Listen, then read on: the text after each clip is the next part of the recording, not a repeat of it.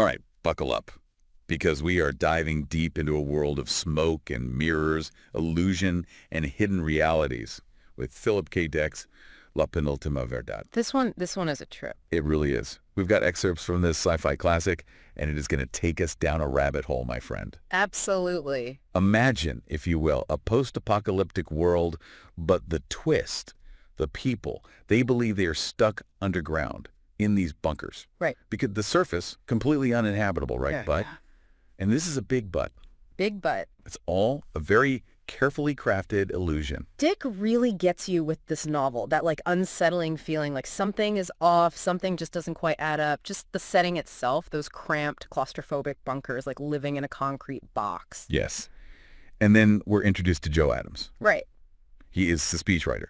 Okay. For this enigmatic figure, we're going to call him Yancey. Yancey, oh, okay. And Yancey, he's broadcasting messages of hope, of we're going to get through this to everyone down in these bunkers. But you start to wonder about him, about his whole deal. Oh, yeah.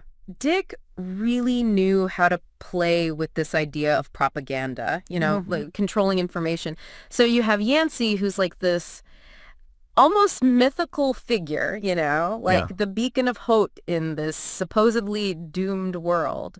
But who is he really? Right. And who's pulling the strings? I mean, come on. Okay, so Adams, Yeah. our guy, our Yeah. protagonist, Yeah. he's got a pretty good, at least that's how it looks. I mean, he's got this technologically advanced house, robots doing everything for him. Sure. But there's this like underlying discomfort, Yeah. Yeah. this feeling that something is just not right. It's there, like under the surface. It is. And that's where we see these cracks, Yeah. these little details. They start to show us that things are not what they seem. Right. Like there's this scene and Adam sees a squirrel, right? Just squirrel outside his window. A squirrel. Okay. But his reaction, it's like he saw a monster. Really? He's scared. He calls his robots in, like, go deal with this. But they can't find anything. Of course not.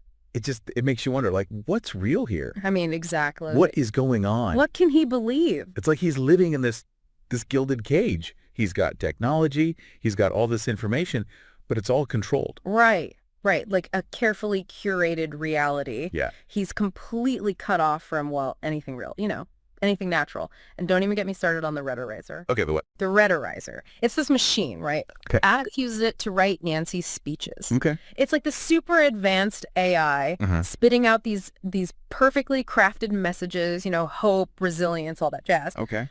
But it really highlights just how much Adams relies on technology. Interesting. I mean, he's part of the machine, really. Yeah. He's so dependent on this thing, on the stories it creates, that it's like he can't even think for himself anymore. So he's lost his own voice in a way. Exactly. And that's where things start to get really interesting. We're starting to see the cracks in this facade, this manufactured reality. But the characters, they're still like grappling with their own doubts and suspicions. Yes. It's like we're watching this train wreck about to happen. Yeah, we know the truth is out there. We do, but we can't warn them. And that brings us to Nicholas St. James. He manages to escape Oh, boy. to the surface. He gets out. He does. And let me tell you, talk about an eye-opener. Yeah, this is where it gets good. Nicholas, he's our man on the inside, right? He is. He sees what's really going on. He gets to the surface, sees the real world, the world they've been trying to hide from everyone down in those bunkers. Right. And get this, his reaction, it's priceless. Because, he's expecting some kind of wasteland, right? Of course. Radiation everywhere, the end of the world as they know it. Yeah. But what does he find? Yeah, what does he find? Not exactly, paradise. Right. But it's definitely not the nightmare they've been fed all those years. No, not even close. I mean, there are buildings still standing, signs of, life, plants, animals. It's the complete opposite of those propaganda images they've been seeing. Talk about a mind bender. Totally. And that's where Dick, he really gets you. Makes you question everything. If the surface isn't some radioactive wasteland, Right. then what else is a lie? Exactly. And who's behind it all? Why go to all this trouble to create this fake reality? That's a good question. And it's like in our world today, when you start to realize, wait a minute, maybe the news isn't giving me the whole story. Maybe there's an angle I'm not seeing. It makes you question everything you thought you knew. Right. And it gets even wilder. Oh, yeah. Oh, yeah. Because we meet Eisenblut. Who is this guy? Eisenblut. He's the one making those fake news reels. staging those scenes of devastation and chaos. Hold on, so they're literally faking the news. That's messed up. On another level, but think about it. It's like the ultimate form of propaganda. Wow. They're not just controlling the message, they're creating the evidence to support it. So why, though? Why go through all this trouble? What's the point of this whole charade? Well, that's where it gets really interesting. Okay. Dick, he doesn't exactly spell it out for us. He gives us a few different possibilities, and it's like he's leaving it up to us, to decide what we believe. Like we meet these shadowy figures, bros, for example. Okay. He seems to be calling the shots, So, is it about power? Are they doing this to keep everyone under their thumb, prevent chaos? I mean, after all, they've convinced everyone the world's about to end. Right. That's definitely one way to look at it. Yeah. But maybe, just maybe, they actually believe they're protecting people. Okay. Like shielding them from a really, really harsh reality. Oh, interesting. So a warped sense of good intentions. Maybe. Or maybe it's a little bit of both. I mean, let's be real. Even in our world, people in power, they twist information all the time. Sometimes they say it's for the greater good, but often It's really about something else. Exactly. Wow. So is that what Dick is trying to get us to think about? Like the ethics of deception? Right. When is it okay to lie, even if it means keeping things stable? That's a tough one. Yeah. I mean, it makes you think about all those times when governments or organizations, they've held back information or even straight up lied. They said it was to protect people, but who really knows? It's a slippery slope. It is. And in the book, it's characters like Nicholas who pay the price. They're stuck in this fake world. They don't even have a chance to make their own choices because they don't know the truth. Right. And that's what's so scary. It's a cautionary tale about power, about blindly trusting what we're told, especially by people in charge. Absolutely. Dick, he was a master at making us face those uncomfortable truths. Like, we're all susceptible to manipulation, we want to believe what we're told, and the consequences, they can be huge. Absolutely. Okay, so we've got this web of lies, this manufactured reality, but there's a glimmer of hope, right? This character, David Lantano, he shows up and it seems like he knows something, like he gets it. Oh, Lantano, now he is one interesting character. Right. Young, charismatic, seems to have some kind of special knowledge, maybe even like powers. I mean, there are hints he might be able to like time travel or something. No way. It's wild. Okay, so what does he do? Well, he's not afraid to challenge things. Mm-hmm. Starts writing speeches that, subtly question the whole war narrative, which, considering the situation, is pretty gutsy. Oh, yeah. Big risk. For sure. So you got to wonder, what's his game? Is he the real deal? Is he trying to wake people up from this fake reality? Or is he playing everyone? Ooh, good question. He almost seems too good to be true. Right. Dick always keeps us guessing. He does. And that's what makes this deep dive so fascinating. It really makes you think, like, what is truth? How far is too far when it comes to lying? And can we ever really break free from the illusions that control our lives? This Lantano character, I don't know, he really makes you wonder, is he for real?